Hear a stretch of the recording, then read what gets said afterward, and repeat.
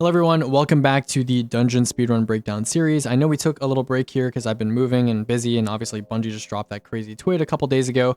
But today we're going to be talking about Ghost of the Deep in 756, the first sub-8 fireteam Ghost of the Deep, presented by Tall Sandy, my good friend Troy of course, and Skies.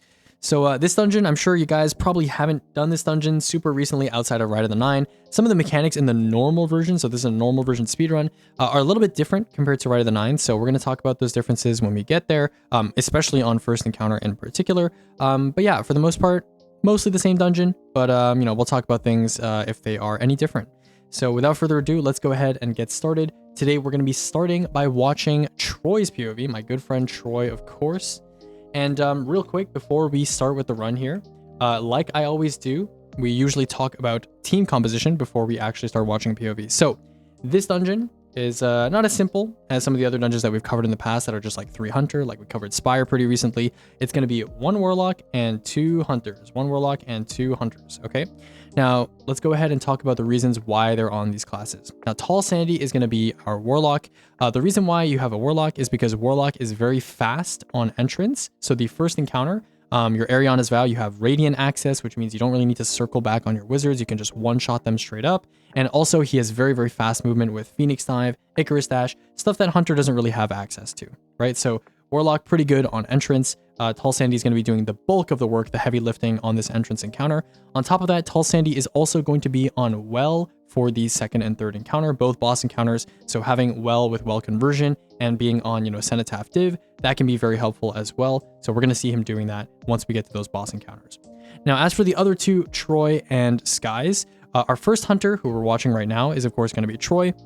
The reason why Troy's on Hunter is for 2 reasons. The first thing is because at the very start of the dungeon, we've talked about this before in dungeons and in raids, but a lot of the time, you save time because there's no flag at the start of a lot of dungeons and raids. And so because of that, being on a hunter and having the ability to shatter skate and cross very long distances very quickly is very advantageous and often offsets, some of the disadvantages of having a hunter later on in the run. And so Troy is going to be able to do a little bit of a shatter skate here, which we'll see in just a second, all the way to the entrance, the first encounter flag, and he's going to be able to place it and start the encounter much quicker than either of the other 2 classes would be able to. And then finally, we also have Troy is able to skate when he rejoins to hit the checkpoint between the first and second encounter. And so part of how this dungeon works is you have 2 people who are doing the first encounter. So Tall Sandy and Troy, the warlock and hunter, they're going to be doing the first encounter, but Troy is going to get kicked in the middle of first encounter. Sandy is going to solo the rest, and then Troy is going to rejoin on a hunter to hit an intermediate checkpoint. And so obviously, because when you rejoin, you don't have any, super, Troy is going to be on hunter, and shatter skating is going to help him hit that checkpoint on time. Okay, and then finally we have our third hunter, who's going to be Skies. Skies is actually doing a skip using default spawn manipulation, which we'll talk about when we get to his POV in a second here. But Skies is going to be on hunter, and he's not going to have any flag at the start of the dungeon, unlike Troy and Sandy, who are going to get a rally. Skies is immediately going to leave on skip, and so obviously in order to make that skip fast, he's also going to be on hunter to have access to shatter skating. So with that out of the way, let's go ahead and get started with Troy's POV here. Like I mentioned, he is going to go ahead and throw a Touch of Winter Duskfield on the ground, and he's going to use that to get a nice fast shatter skate route, 2 nice clean skates straight to the flag circle. And right here, because these 2 knights obviously need to die to spawn in the first ogre, he's going to do something called a temp perma. Now, those of you who have been following raid and dungeon speedrunning for a while, you're probably aware that perma flags are a speedrun tech that you can do in Destiny. And basically what a perma flag is when you start an encounter, there's a certain period where the encounter waits, and then it looks for rally flags in the encounter, and then erases those rally flags from the ground, okay? Now, some encounters, for whatever reason, probably by accident, right? The Bungie devs set the erase check, the erase moment, to be slightly before where a flag is actually possible to place, right? So you can place a flag at a perfect specific time after you've already started the encounter, and it'll place after the encounter has already looked for those flags to try and get rid of them, okay? Now, Bungie has patched a lot of perma flags recently, but a lot of encounters that have very late erase checks, you can still place something called a temp perma. And so a temp perma, kind of an oxymoron because, temporary perma, right? The way you do it is you basically place like a normal perma, right? So you can see Troy here, he's going to fill up his flag circle, and right when it reaches like 99%, he's going to go ahead and shoot a knight to start the encounter. And you'll notice that the flag doesn't instantly erase when he places it down. It's going to be here for a little bit. Now, it is going to eventually disappear. A lot of new activities in Destiny 2, Bungie devs have coded them so that the erase checks are very late, so that these temp permas are possible. You also see this, for example, in Root of Nightmares on Nezarec. The skipper will place a temp perma, the flag will be there for a couple seconds, and then the encounter will erase the flag. A lot of newer activities, probably to avoid perma flags being a thing, Bungie has made it so that the erase checks are very, very late. And so it's very, very difficult to perma, or impossible to perma, but these temp permas are very possible, right? So the reason why Troy temp permas, as usual, we've talked about temp permas in the past on this channel. The reason why you temp perma is, number one, your teammates can grab a flag. So Sandy, who's obviously a little bit slower than Troy, or, because Sandy is on a warlock, he doesn't have access to shadow skating, he's going to get to the flag a little bit later. So he's still going to be able to rally, but Troy will also be able to start the encounter as quickly as possible, right? As opposed to just him placing the flag and then shooting afterward. So now what Troy and Tall Sandy are going to do is they're going to deal with the first round of 4. So there's 4 rounds in this encounter, and I'm going to quickly pull up a map for you guys of the first encounter so you have an idea of what the routing looks like. So on the very first round, typically what Troy and Sandy will do is Troy will grab the second spawn. So let me give you an example real quick, right? So let's say the route that they're going to go for right now is route A. Okay, so you have the first spawn here, you have the second spawn here, and you have the third spawn here. The third spawn is obviously the final Lucent Hive mini boss that needs to be finished in order to get the Vestige of Light buff. And so typically what will happen is Troy in this encounter will grab spawn number 2 because he's on Hunter. He's a little bit slower and has a little bit of a harder time killing the wizards. And then Sandy is going to grab spawns 1 and 3. Now, some RNG, this team told me for the first specific route that Troy will actually get 1, and then Sandy would get like 2 and 3 if 2 and 3 are really close together. But this is not one of those moments, okay? So if we go ahead and tab back into Troy's POV over here, he's going to notice that it's going to be a middle ogre. He knows what the routing is going to be here. So he's going to go ahead and jump right over here. He's going to kill some of these moths so that he doesn't blow himself up. And he's just waiting, right? Sandy is currently dealing with spawn 1, and he's going to use Ariana's Vow. Now, you guys might remember that when I went over the Rite of the Nine kind of guide video for this dungeon in particular, I mentioned that Ariana's Vow is really, really good for this encounter. And the reason is Ariana's Vow, when it pops a shield, ignites the target that was shielded. And in this encounter, there are solar shielded wizards in the middle of every single cluster of ads, and you need to kill all the ads really quickly in order to progress to the next spawn area. And so Ariana's Vow is really, really good here. Troy is going to make good use of it here. He's going to pop, pop, pop. And you'll notice that Troy does have to circle back, right? And that's because he doesn't have the ability to have Radiant, and he doesn't have like Surges on right now as well, I believe, because his armor charge isn't ticking, whereas Sandy also has access to Radiant, which will allow him to one-shot these wizards, which is why, again, the Hunter only gets 1 spawn and doesn't get as many of the ads that, the Warlock would normally be getting. So here, Troy gets spawn number 2, and then they're kind of just leapfrogging each other, right? So you have spawn 1, spawn 2, spawn 3, and then you have someone that needs to go to middle to kill the Veil Weaver Wizard. That's going to be Troy's job here. He's going to swap to Horseman after lining to middle. Just like that. He is going to swap to Horseman, and immediately he is going to kill this wizard. He's going to Shatter Dive cancel the Deepsight interact. So the Deepsight interact is kind of interesting. It was introduced in Witch Queen. There's a lot of interacts in this game, and you can cancel a lot of interacts in this game by using a specific animation. So some examples are like Finishers, Phoenix Dives, and of course Troy right there. He Shatter Dived just to make sure that he's not stuck in that Deepsight animation and he can go and continue doing whatever he wants to do. Now, in some missions and some raids and some dungeons, canceling interacts like this is actually time saved because you need to immediately go to do something else. But unlike the Rite of the Nine version of this dungeon, you are actually gated to the Deepsight timer. So that was removed in Rite of the Nine. You're not gated to the Deepsight timer. As soon as you dunk that Veil Weaver Wizard's kind of Vestige buff, you can kind of just move and, go to the next round. But Troy, it doesn't actually save time here, but it does give him a little bit of extra time to like move around and work with whatever he wants to do here. So the next thing Troy's going to do here, you also may have noticed that he's weakening some of these ads. It's so Sandy can have an easier time making special finishers in middle. And yeah, so that's 1 round pretty much done. Sandy is done with killing the 3rd spawn over here. He's going to make his way to middle. And he is going to go ahead and dunk on the correct statue. So now, because you have so much time, right, it's kind of like a double-edged sword, right? Deepsight being so long makes first encounter, and it's also 4 rounds in the non-raid version, but first encounter being so long It kind of makes it a little bit more forgiving because Sandy and Troy have a bit of a, some breathing room here where they can kind of relax a little bit and get on this scouting pillar and get ready for the next ogre. And of course, Sandy, he's a little bit slow getting to mid here, but it doesn't actually end up mattering because of how long this deep sight timer is, right? And we'll see that when we get to his POV. Whereas in the right version, obviously, if Sandy was slow to mid, that would be a big problem. So Troy, he's just going to sit on this pillar. Now, one of the cool things about this encounter, which we're going to talk about RNG in this encounter in just a second, but one of the cool things about this encounter is that unlike the right version where I believe you can have repeat paths, in this version in particular, because there are 4 rounds and 5 possible paths, it's like on a knockout system, right? So let's say you did route A and you did route B, then you never need to look for a left ogre ever again, right? And so in that case, you can continue to just look at C, D, and E. You can just look for the mid and the right ogre, which is something nice that you can kind of do to pre-align yourself for a faster line. So Troy here, he's just going to sit, he's going to scout. He spots the ogre on the right side over here, and he's going to immediately line to spawn number 2, which he knows is in this deep back pocket forested area. Again, he's just going to pop Ariana's Vow on, just break all these shields, and he's going to go back to mid and do essentially the same thing. So now you might be wondering, right? I mentioned RNG in this encounter. So why is RNG a big factor in this encounter? It seems like they have a pretty clean system where they kind of just leapfrog each other. Why is this such a big deal? So Sandy, what he actually did in this dungeon's entrance in particular is because that deep sight timer is so long, you're actually gated to the first encounter in this dungeon, which means that even though they have skies on skip, which you might have noticed that they're doing the first encounter, obviously their hunter is on skip right now.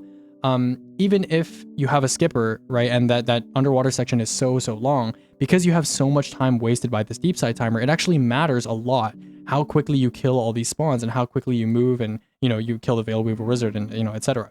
And so because of that, the routing, the time that it takes to do every single route here is quite sensitive, especially on the final round where Sandy is going to be soloing, like I mentioned. So there's 4 rounds. In the middle of the 3rd round, Troy gets kicked and Sandy finishes that round solo and then does the 4th path solo as well.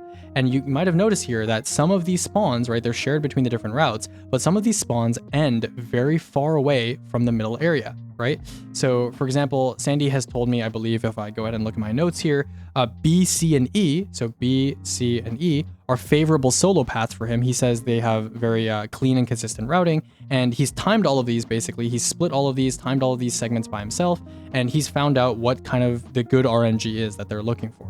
Okay, so if you're curious actually what the optimal RNG for this dungeon is that they've told me is like ideal or like the fastest, it would be D, then B, then A, then E, avoiding C. And then if you can't get D, B, A, and E, which is obviously very improbable, then you would at least want B, C, or E as your final solo path. Okay, so I hope that kind of clears things up, but they basically just timed all of these, and in terms of distance, some of these are going to be longer than the others, or maybe there's like not an easy and comfortable line to go from, for example, like here all the way to the ritual site for like the solo at the end. Okay, so that's just an example of kind of how that works. So let's go ahead and go back to Troy's POV. The second round is largely the same as the first round, so we're not really going to look at it too much. But what I will show you is what I was mentioning before here. This is the middle of the 3rd round here. Troy's on the 2nd spawn of the 3rd round, while again, Sandy's getting 1-3. He's just going to go ahead and kill these wizards, and then he's going to call to Skies, who is a skipper, right? So in terms of gating, we've talked about the concept of gating and speedrunning before. It's basically who or what is the limiting factor in terms of time that's stopping your, activity from progressing, right? And in this specific dungeon, what I've been told is that Skies has the easiest role in terms of getting there on time and not being slow. And then it's going to be Troy, and then it's going to be Tall Sandy, okay? And so because Skies has this extra time on skip that he can kind of waste, a little bit of time, he has the opportunity to open his inventory, and he has the opportunity to kick Troy, and that way Troy can leave rejoin a lot faster. He can just get kicked to orbit and instantly leave rejoin, and he's going to spawn in on that checkpoint, and it's going to be a lot easier for him to be able to do that instead of changing character himself, going back to his menu or orbiting or anything like that. This just allows Troy to be able to, leave rejoin as quickly as possible. So you'll see here he's going to call kick to Skies. He's going to get kicked here in just a second. He has the join code copied in his clipboard, and he's going to instantly rejoin on the fire team. Okay, and so this underwater section, I'm sure you guys have probably seen this before. I'm not going to get too into it. He's going to spawn like halfway into the transition. So something interesting here, I suppose, that I'll point out that's used in speedrunning a lot, but not really talked about as like a speedrunning tech, is that when you join a fire team, right, the way the game decides where to spawn you in is based on the fire team leader. Okay, so Skies is the fire team leader here, and he, despite the fact that first encounter is happening right now, you can see break the ritual on Troy's screen. So first encounter is obviously happening right now. You don't spawn necessarily into the encounter that's currently going on. You spawn into the default spawn location of the load zone of the fire team leader. And so because Skies is currently in this kind of underwater area, in this underwater load zone, Troy is going to spawn in the default area of that load zone, which is of course up there at the top where he just spawned. And so, you know, Troy's going to make his way down using Shatter Dive, Shatter Skating, etc. He's going to make his way all the way down. I'm going to skip past here because, you know, this is kind of just par for the course, you know. I think everyone's done this at some point. But yeah, after reaching this final fan here, if you've ever wiped, for example, in Rite of the Nine in this section, you spawn around this area. So I'll show you just a second. There's going to be some red lights. Yeah, right over here. Yeah. So if you've ever wiped in the underwater section to the respawn restricted zone and right, you spawn here. And that's because this is an actual checkpoint, an intermediate checkpoint that needs to be hit in order for Skies to actually pull to second encounter. Okay. So we've spent plenty of time on Troy's POV. Let's go ahead and move on to Tall Sandy's POV, who we're going to visit to kind of look at what the rest of first encounter looks like. So like I mentioned, Tall Sandy, you know, he is obviously going to be a little bit slower than Troy because he's on a Sparrow. He's just driving his way there, spamming his boosts. Troy's going to go ahead and place that temp. You'll see it lasts long enough for Tall Sandy to grab it. And since something that I actually didn't notice on my first watch here, Troy, there's 2 knights that need to die. Troy uses one of them to temp perma, and the other one is actually killed by Sandy because Troy is in a flag placing animation, so he can't kill the other knight by himself. So pretty cool little teamwork there, 1 knight for each of them. Sandy is pre-scouting, and just like that, Sandy is off to the races. He immediately knows where to go. And then he's going to go ahead and use his Ariana's Vow with, again, solar weapon boost on his surges from shield break charge. And yeah, he's getting spawns 1 and 3. He already knows where they are. Here, what Sandy's going to do is he's going to prep these ads for special finishers. Now, Sandy's role in particular is very special finisher dependent because he is dumping horsemen. He is responsible for killing the final Veil Weaver on, you know, waves 3 and 4, on routes 3 and 4. He's also responsible for killing every single Lucent Hive mini boss on the map, right? So that's going to be 4 plus 2, 6 entire mags of horsemen. So Sandy needs a lot of horsemen here, and he's going to be doing that by using special finisher. These ads don't actually matter because the mini boss always spawns at the same time. So he's just going to go for a double melee here. He's going to go ahead and finish her, stab his kind of staff into the ground, get radiant, and he's just going to one bang this wizard. And like we mentioned earlier, right, this part, him being slow here, he is going to be a little bit slow here on his way to get there because he unfortunately slips on this little rock here. It might look like time loss, but, you know, fortunately, it's not actually any slower because right now we're actually waiting for Troy to kill the Veil Weaver Wizard and start that deep side timer. And unless Sandy is literally so slow, nice little cool recovery line off the Sparrow there, but unless Sandy is so slow that he, like, literally dunks, like, you know, after the deep sight runs out, right? Like, the deep sight runs out and he's not able to dunk, or he's so slow that he can't get up to his line pillar here to scout, it's not really an issue, right? So Sandy, he's up here, he's swapping Zlota to Ariana. He sees the wizard, he sees the ogre, sorry, on time, and he's able to just head over here and kills spawn number 1. He's going to try and help Troy a little bit because obviously Troy is on Stasis Hunter, a little bit slower on that Ariana. Once more, again, basically doing the same thing. Now, something cool that I will tell you about from this season in particular, this was run in Episode Revenant. There was an artifact mod during the season called Curative Finisher. And the way the Curative Finisher worked was that whenever you broke a target's shield, it would make a big super orb.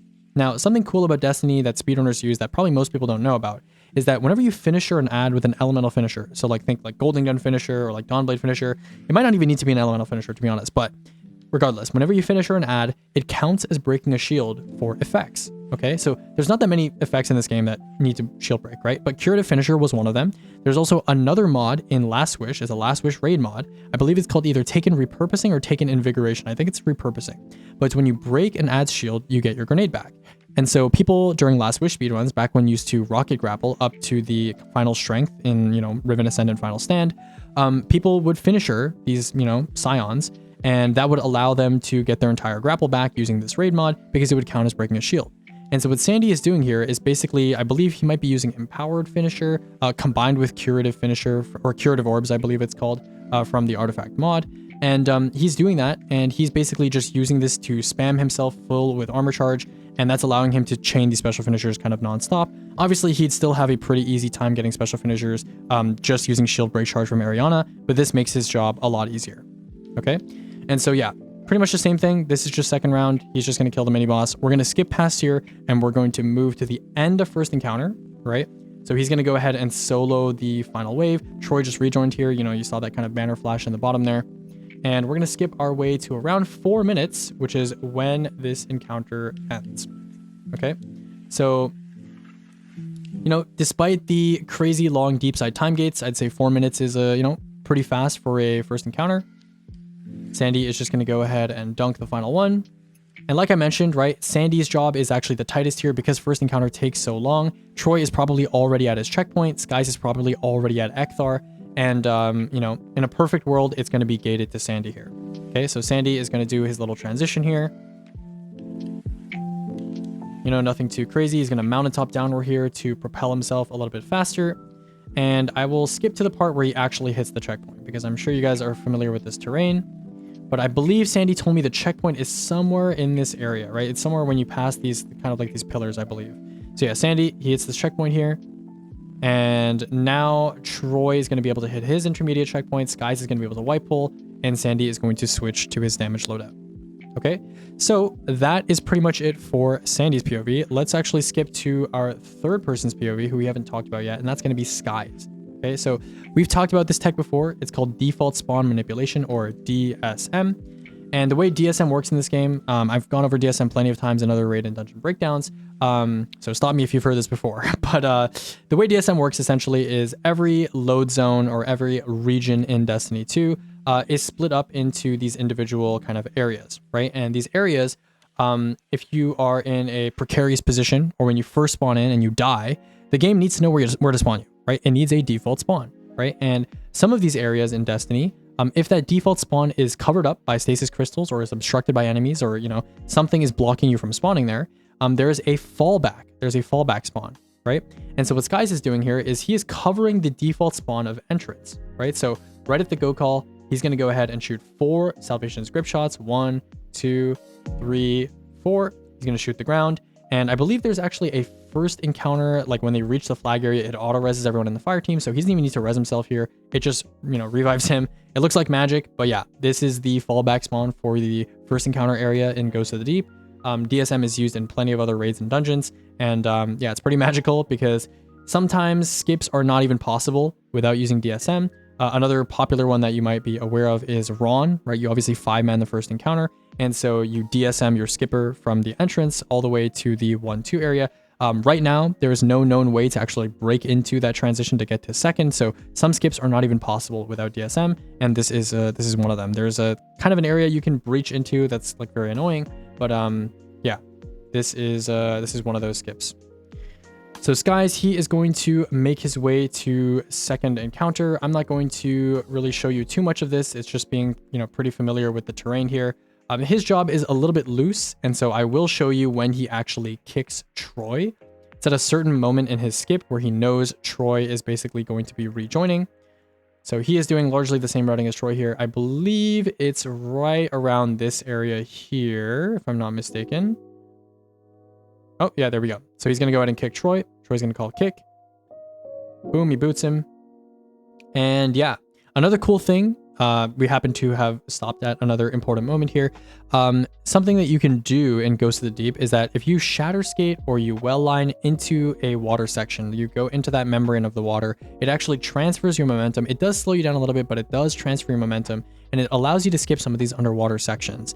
Now, if you're interested, there is actually a little bit of time save on Skies' route here because when Tall Sandy ran duo with, I believe, Happy Cafe, Happy Cafe found another kind of line spot in this area. I'll show you it in just a second here. So Skies, yeah, he's going to go ahead and line into the water here, but there is an area bottom right where you can land just above the death barrier and you can line around the right side here. And I believe it saves around 10 seconds because it skips you all the way to that final jump where you have to cross like a really, really big cliff. And then there's like a water stream that takes you up. I believe it takes you all the way down there, which is pretty cool, right? So if you're interested, go to speedrun.com/destiny2 and go to the duo run and check out Happy Cafe's POV. There's a pretty like crazy use of the underwater momentum transfer there. But yeah, as you can see here, Skies is just going to do a nice little, you know, momentum transfer line. and he's going to make his way to second encounter. Yeah, so I believe it like shoves you all the way over here, and then you can kind of like just jump down over here, which is like, again, pretty crazy time save. Obviously, you're generally not gated to the skip, but it does make your skipper's job, I suppose, a lot easier. So let's go ahead and skip to second encounter. Just gonna jump by here in 5-second increments.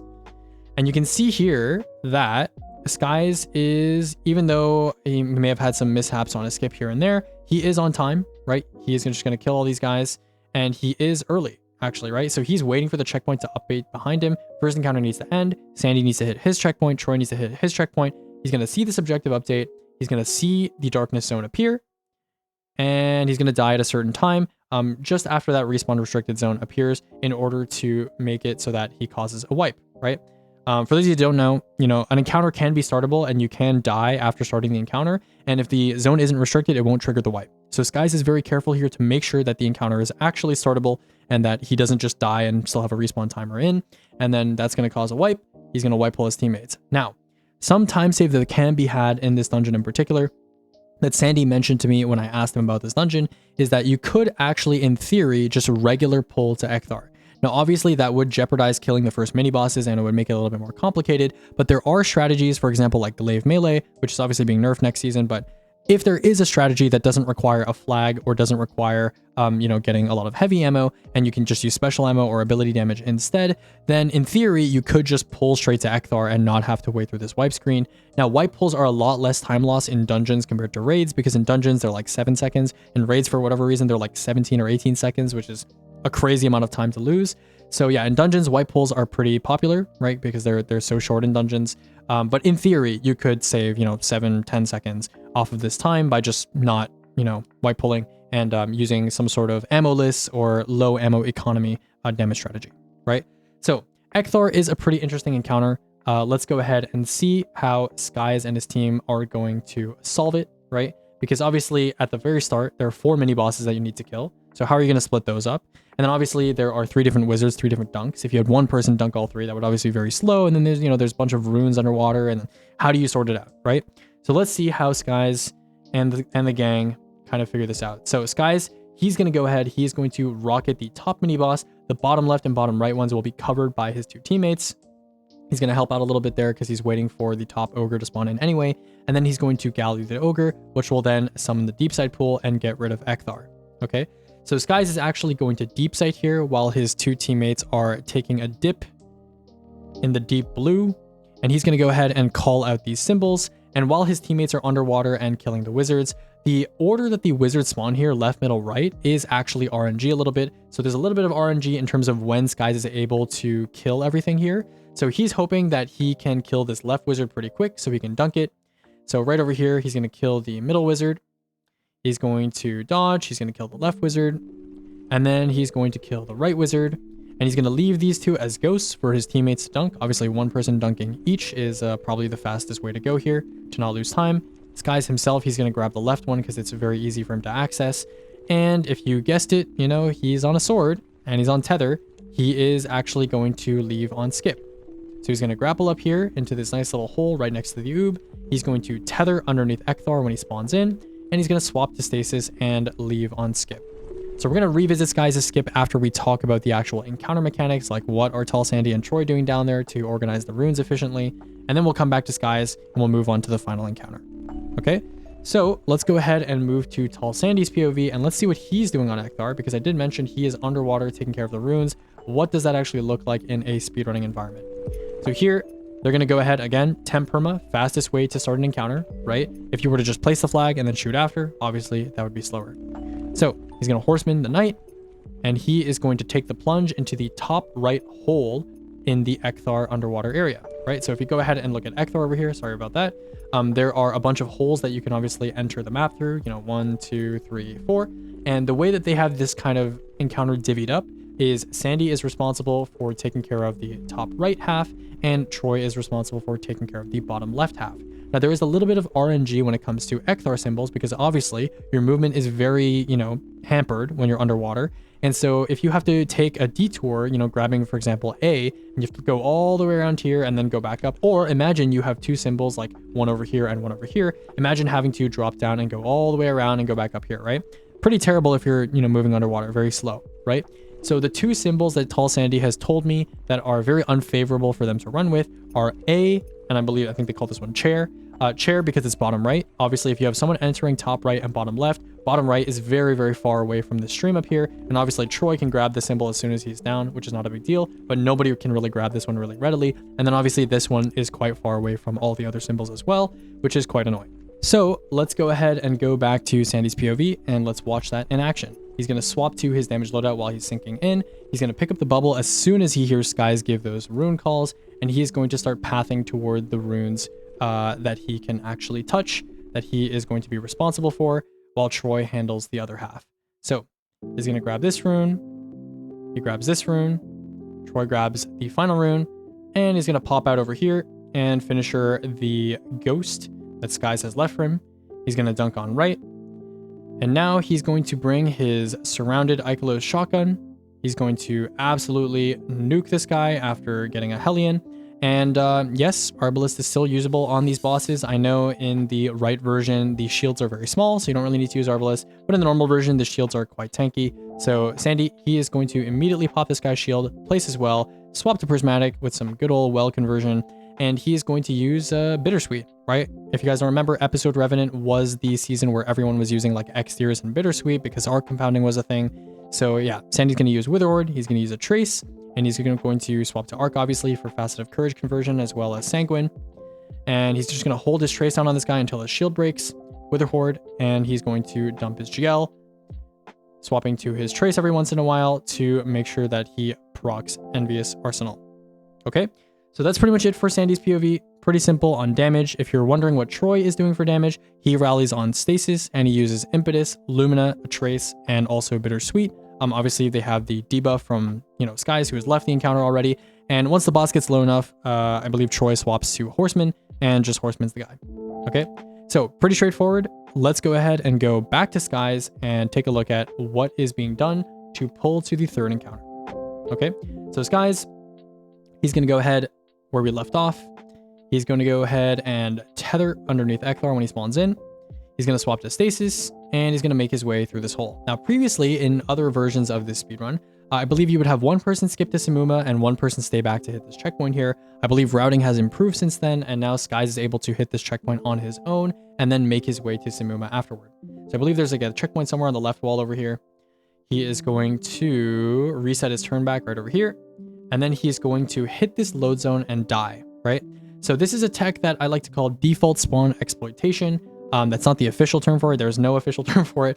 But basically, the way load zones work in Destiny 2 is that, remember how all load zones and like regions have a default spawn location? Well, if you enter a load zone, no matter how you enter it, if you enter it out of bounds, if you're like in the middle of like a wall section, or if you've just hit that load zone inbounds, it doesn't really matter how you hit the load zone. If you die instantly because you haven't set your spawn on the ground yet, the game will spawn you inbounds in the default spawn location, right? So Skies, because he's hit this Goes to the Deep final load zone, which is the Simmumah load zone, he's going to hit that, he's going to die, and you'll notice there's no respawn restricted, there's no res token, because he's out of the Ecthar load zone now, and that's going to allow him to take on that default spawn area, which it looks like his res is out of bounds, right? But no, he has not actually set his spawn, which means he is going to be in this 2-3 transition.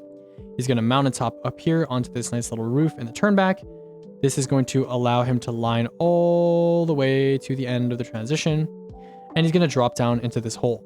Now, there is a checkpoint leading down this tunnel, and because it is a little bit finicky, this team has told me that Skies has to kind of take his time while going down this drop here. There is a way to just drop straight down, but you can miss the checkpoint that way, and so Skies is just going to be a little bit careful. He's going to hit the checkpoint, and he's going to die after a small delay to ensure that, again, that respawn restricted zone is active in the Simmumah encounter. And because it is active, it triggers the wipe immediately, and just wipe pulls his whole team to Simmumah. Okay, so another wipe pull here. Pretty cool stuff. Pretty short wipe pull, thanks to it being a dungeon. I'm not used to this. I run raids for the most part, so wipe pulls are an absolute eternity whenever you are practicing anything. But yeah, Skies is going to go ahead and place the flag. And yeah, he's actually going to rally on a sword because a lot of the time save in this encounter is from using a sword to like route mechanics properly. And you'll see that they don't actually need a lot of heavy ammo for the damage phase. And so rallying on a sword is totally fine. He's going to pop the Ring of Moths here. And he's going to deep sight. And he's going to go to the left side, or I guess, is this, yeah, this is technically the left side, I suppose. He's going to go do the left Warlock. Okay, so Warlock's going to spawn in. He's going to still hunt him, and he's going to immediately leave. Okay, so why do you think, for example, that Skies is taking care of this Warlock and maybe not one of his teammates, right? He's going to the right side here, which is pretty far away from the flag, right? So why would they put him on this Warlock duty, right? Why not one of his teammates? Well, the reason for that is because right side is actually the fastest side to get in and out of. Getting in, you can go over this wall, which is in the turnback, and that kind of just sets you down right next to where the actual mini boss is, right? So Skies is already in. He's just going to go ahead and kill this mini boss here, finisher, and just like that, he's already done, and he can head out. Right side underwater section is also pretty fast, right? He just drops in, goes through the wall, he's already back, right? So that's why Skies is responsible for taking care of the first Warlock. The other two are taken care of by his teammates. And yeah, that's pretty much it. Right oob for fastest mini boss. Okay. Next up, we're going to go ahead and we'll revisit Skies' POV toward the end here when we talk about damage. But we're going to go ahead and visit Sandy's POV, and we're going to kind of discover what he's doing if he's not helping with the Warlock, right? So what are Skies' teammates doing if they're not helping with Warlock? So what Sandy actually does here is he's going to pre-pull out his sword with Eager. The second he has ammo, he's going to swipe into his underwater section, and he's immediately going to go inside left and kill his mini boss. So he's going to go ahead and use a surrounded until its return, if I'm not mistaken. He's going to go ahead and nuke down his wizard here. Just 4 shots are real quick. He's going to kill an ad behind him so he doesn't track. And he's going to line, like we talked about before. You can line into the water. He's going to carry his momentum, and he actually carries his glide through here, which is pretty cool as well. He's going to take care of the ring that Skies' Warlock produced. So he's going to take care of left ring, and then he's going to swap to galley. Now, he swaps to galley not because they're going to use rockets for damage, but because he's actually going to be on div. So a lot of people in LFG, because this boss's movement is so erratic, they use precision weapons, and then they have one person on div, even though div is generally not recommended for, 3-man activities because one person is doing, so much less damage. In this activity in particular, because the boss moves so erratically and because her health is not that high, it kind of makes sense to have one person on div. Also, this season was kind of like an arc season, and having a person on div was like not as big of a deal as like if you had someone on a div, in the current season, right? So Sandy, he's going to take care of left ring. He's also going to take care of the Warlock on this side as well, the second Warlock, and then finally he's also going to take care of the final Warlock here. So Skies took care of right Warlock, Sandy took care of middle Warlock just now, and the third Warlock here, which is I suppose the top Warlock or the left Warlock, depends on how you want to see it. He's going to take care of him using galley. And then you guessed it, he's probably going to switch to Arbalist here. Yep. And then he's going to swap to div. So he dunks his vestige. He's going to break the boss's shield before she TPs, which is a nice little touch here. And then he's going to swap to div. And yeah, we're just going to go straight into damage. Okay. So yeah, that's pretty much Sandy's role, right? He does, second Warlock, third Warlock. He's up top. He's sniping the Warlocks. And then he comes down after breaking the shield and is just on div, obviously doing the same thing with well conversion and swapping to cenotaph. Okay. So what is our good friend Troy doing while all of this is happening? So Troy is actually doing something fairly similar to Tall Sandy. He is also going to rally on a sword, except he is going to be going to the middle mini boss, right? So obviously you need to kill Warlogs first before you get rings. So it makes sense that Sandy, him being the fastest one, because right side, or I should say left side, I suppose, the left mini boss is a little bit faster to kill than the middle mini boss. So they've routed this in kind of like a logical way where Sandy takes care of the Warlogs, and then Troy, as the last one out, he's going to take care of those rings because, sequentially in the encounter, they are going to be the things that come after the Warlogs, right? So pretty much the same thing here with Troy, using a surrounded until its return. Surprise ghost behind him. He is going to soar back through to the middle. And yeah, that's pretty much it. As you can see here, he does the second ring. He goes invisible so that he can deep sight safely. And yep, he's going to do the third ring, or not deep sight safely, I should say, just be alive and not die to the 1 million moths. He's going to dunk, and he's going to go straight into damage. So he starts damage on Still Hunt Nighthawk just for the burst damage. So he's going to pop his Still Hunt, he's going to Nighthawk, he's going to apply a stasis debuff to the boss for courage, and then he's going to swap to Cloud Strike and Bittersweet, right? So kind of makes sense, right? This season, everyone was using Bittersweet. Fun fact that I've been told is apparently the Cloud Strike Lightning Strikes count for Envious Arsenal. So you'll see here that he actually only, I believe, needs to... I think I kind of skipped over it, but he only needed to swap to his Kinetic Sniper once while the Cloud Strike Lightning Strikes were ticking, and that procced Envious Arsenal for his GL, so we didn't need to pull out Cloud Strike as many times. Okay. The other source of time save in this run, I believe, is boss kill. Their boss kill is not very good, and you'll see why in just a second. A little bit of an unfortunate event may have occurred, but we're going to skip to our final POV here, who is Skies, our skipper. And, you know, this is a bit of a meme in the speedrunning community, but, you know, we'll leave him where we left him right here. He's going to deep sight. He just obviously killed right mini boss after dealing with the first warlock. He's going to imbue with his vestige. He's going to dunk. And Skies is on tether here, right? 30% debuff. Pretty good stuff.